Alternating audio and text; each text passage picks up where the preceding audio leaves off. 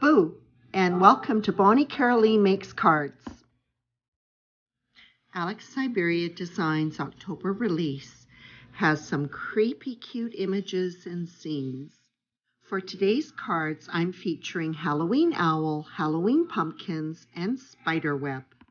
Keep watching to see how easy it is to incorporate an ink-blended background with digital images. When working with digital images, I mainly work on my iPad using an app called Print to Size. My images were arranged to fit an 8.5 by 11-inch sheet of paper. I first printed it out on just a sheet of copy paper. Now I'm working on a piece of Bristol smooth cardstock that has also been trimmed down to 8.5 by 11. I'm using the images on the copy paper to help me transfer some measurements over to the Bristol smooth cardstock. I've switched over to my favorite T ruler so I can get everything perpendicular. Once I have the perimeter outlines drawn, I just do a double check with my copy paper to make sure that everything is going to line up properly. One more line to draw between the two scenes that are side by side, and I'm ready to start my ink blending. The first background that I'm going to blend is for the scene Halloween Owl.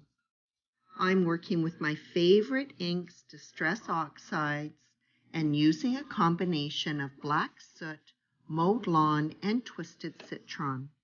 I'm going to ink the entire area for the background. My images are going to be done in grayscale to really enhance that sinister, creepy look. I began on the outside edges with black soot and then worked towards the middle with mowed lawn and twisted citron. Working from darkest to lightest towards the middle creates a glowing effect. I forgot to mention that I did use some post-it note tape to mask off the edges that will be bordering the other scenes. Now I'm reusing that tape so that I can mask for the second background. Because the ink is still wet, the tape is not adhering very well on the side, and you'll see that I struggle a little bit with keeping it in place. This background is going to be for the spider web. Black soot is applied around the perimeter of the background, and the center is finished off with seedless preserves. For my last background, Halloween pumpkins, I'm just going to use the copy paper to protect the other inked backgrounds.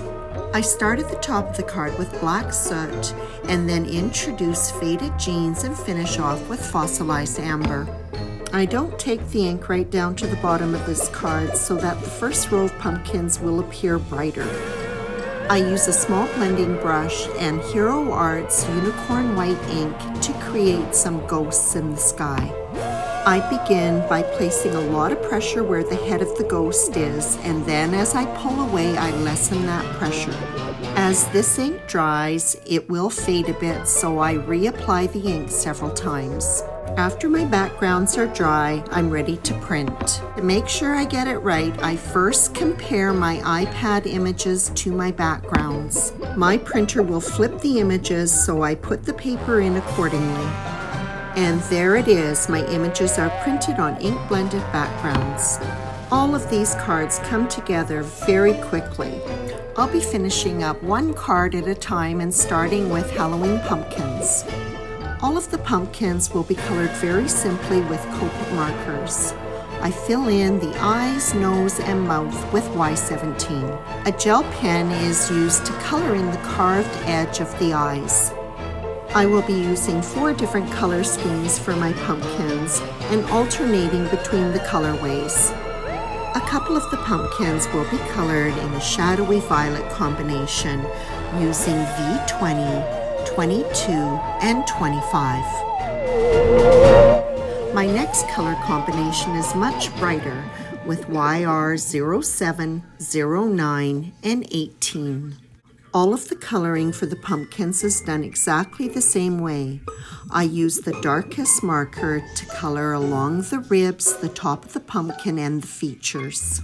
The mid-tone is used to color in towards the center between the ribs. I then just finish up with my lightest marker. Most of the colored combinations that I've chosen blend very easily, so there's no need to do a lot of repeat coloring. Instead, I just do a little bit of scrubbing where two tones meet.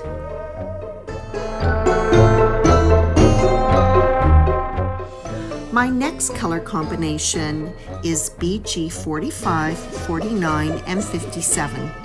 Because this pumpkin is in the front row and doesn't have any of the ink blended background to tone it down, I did end up introducing a little bit of C7. My final combination consists of YR04, 14, and 16. I like that the pumpkins in the front row have a brighter appearance compared to their counterparts that are behind them.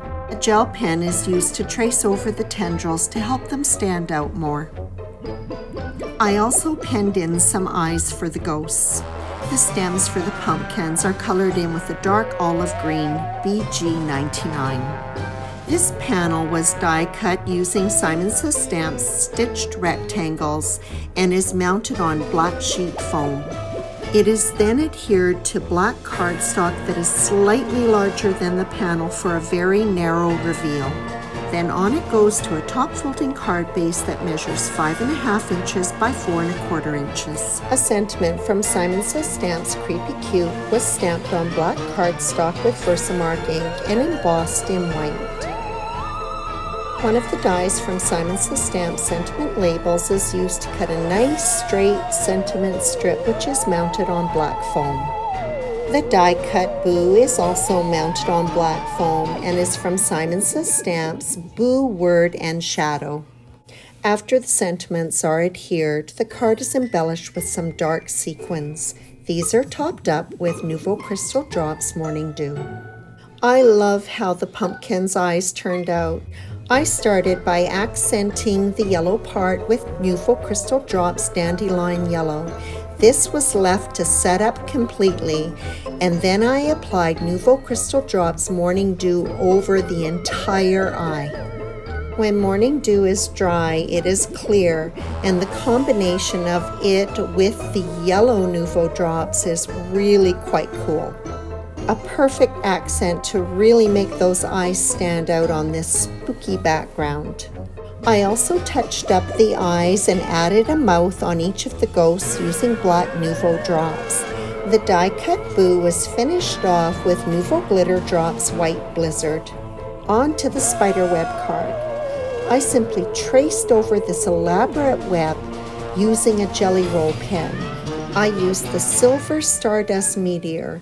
The ink from this pen has an amazing shine and it draws a very fine line. It was perfect for this job. After I did a little bit of work on highlighting the spider, I decided when the card was finished that I wanted it to stand out even more. I printed a larger image which I fussy cut, mounted on foam, and adhered over the existing spider. I'm using Simon Says Stamps Trick or Treat sentiment for this card. The background is die cut using the shadow die. The die cut opening on the panel is used to line up the die on some black sheet foam. The two die cut openings are lined up when the panel is attached to the foam backing. Cardstock on foam can take a little while to dry, so I use my MISTI to weigh it down for a few minutes. Sometimes when trimming foam with small scissors can end up with a jagged edge. I use my largest shears and take big long cuts. The foam back panel is adhered to black cardstock that is slightly larger than it for a narrow reveal.